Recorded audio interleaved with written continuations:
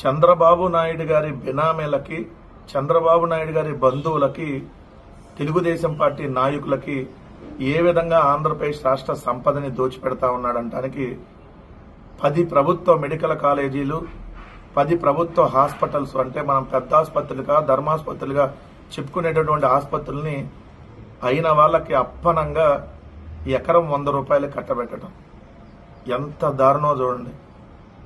ఆంధ్రప్రదేశ్ రాష్ట్రంలో మెడికల్ కాలేజీలు ఎన్ని ఎకరాలుంటే ఒక్కొక్క ఎకరం 100 రూపాయలు.